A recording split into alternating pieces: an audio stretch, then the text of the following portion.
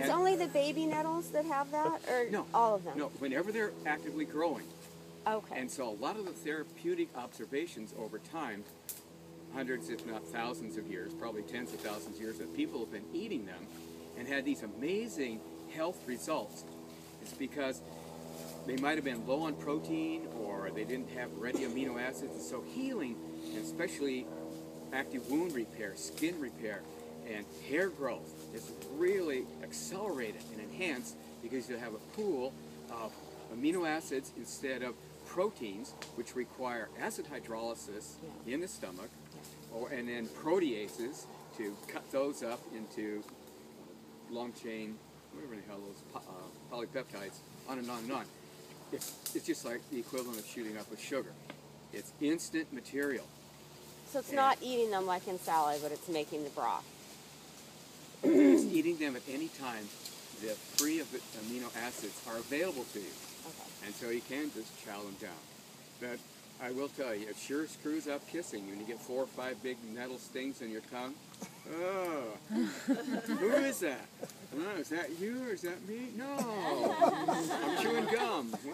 Are you saying to steam up the leaves then? Or boil the leaves.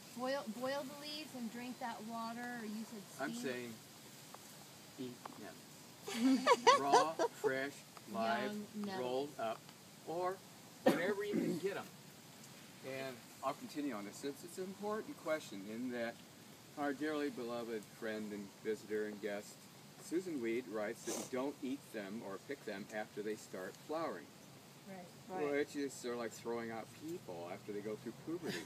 They're still useful citizens. And thank you. We started out this little chat talking about neoteny, and that mowing maintains this lawn or pasture out here in a state of infancy. And whenever nettles are cut, as they are along the edge of the walk here, then, oh, is that frost or, oh, dogs. So as long as there is new growth, what's your name? Michelle. Michelle, whenever there is new growth, it's infantile growth.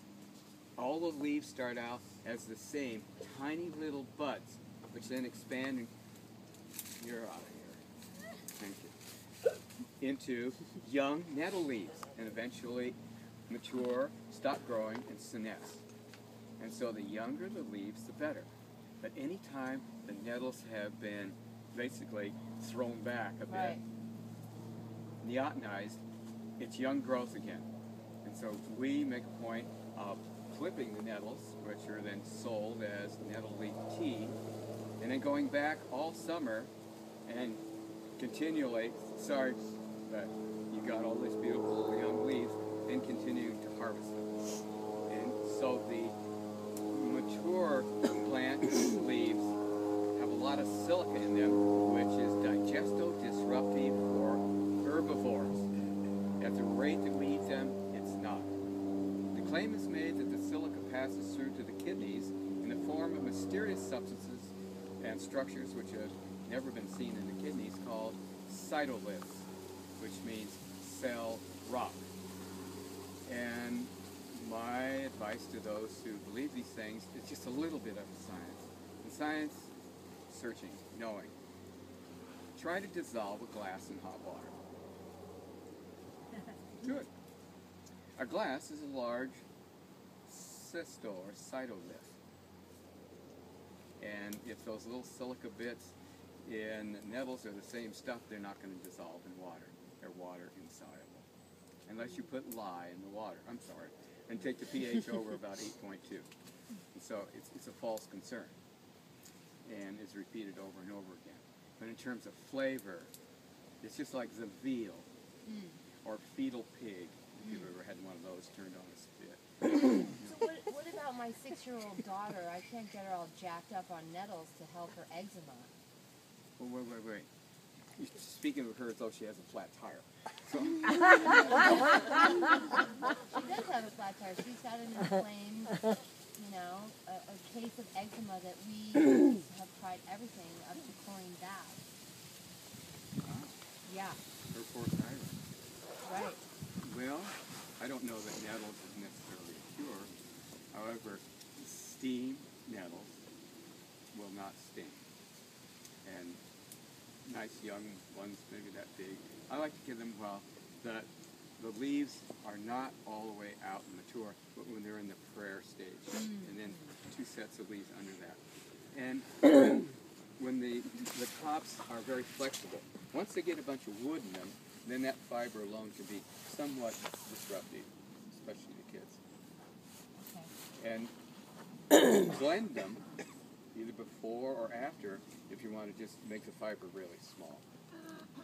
Lauren makes nettle pesto, and it tastes delicious. Yep. Yeah, so agree. it's just, nettles and ground up nettles and olive oil and garlic and, some walnuts or some kind of seeds, and that would be highly Yeah. nutritious for the skin. Are you putting flax oil? Be good for the skin? They don't sting when you do that? No. No. The stinging Only when you apparatus brush against it. is maintained by water pressure or turgor in the plant. And so even a few minutes for some of the younger plants of wilting or drying out collapses that water pressure. And so cooking also does the same thing, basically. Does drying do the same thing? Oh, yeah, fairly quickly. Okay. Especially where nettles are grown in large fields in Minnesota where they used to grow hay and crops. Then they cut it and leave it out in the field either during the day or just overnight. Then all the nettles stingers have collapsed, so that people who are helping to bale it up or trying to pull it out of the machinery don't get stung. Yeah. I'm really a coward, and I grew up in the woods and was done by. Oh, sure. So when I visited Jen McMahon, she said if you take one and fold it over, like I just done, and then squash it, Yep. that you're getting all the sting will be gone. You'll broken the stingers, and therefore you'll have the venom, but not the stinging. I'm that coward to put it in my mouth. No, don't put it in your ear. Here, I'll do it. I'll tell you how it goes. All right, good. We got the bravery. So, for Yeah. Not so good results. just now, A couple weeks ago. did No what? singing. I did that with the roll, but What kind of results? What a great opener, but I won't go there. All the thing. Well, just be a little more forceful in the roll. And so, our nettles, because they don't go dormant, have a different set of needs to survive in the environment. And whatever those are, it changes how nettles are used as a hemostat. So in some of the midwife and doula practices, nettle tea is given starting 36 to 48 hours before anticipated actual birth or delivery. As a way of controlling postpartum bleeding, which is the #1 cause of death of women during or after childbirth, basically bleeding to death. And so the hemostatic effect of nettles is such, not that it causes immediate clotting, the way shepherd's purse tea will, or can, but that it slows down the uterine blood pressure and through flow of blood, and means some blood loss, but not a lot. Yeah, well, that's pretty good. Would that be good before surgery too then? Yes, I would predict, because it'll especially reduce the vascular bed collapse shock. Because that's one of the things people tend to forget about, is that when you're cut open voluntarily and blood pours out, that all of the piping, the plumbing, is flexible and it collapses. And it will self-suture or close itself off, which makes it really difficult to have successful wound healing, on and on. Right, vascular bed collapse, post-surgical.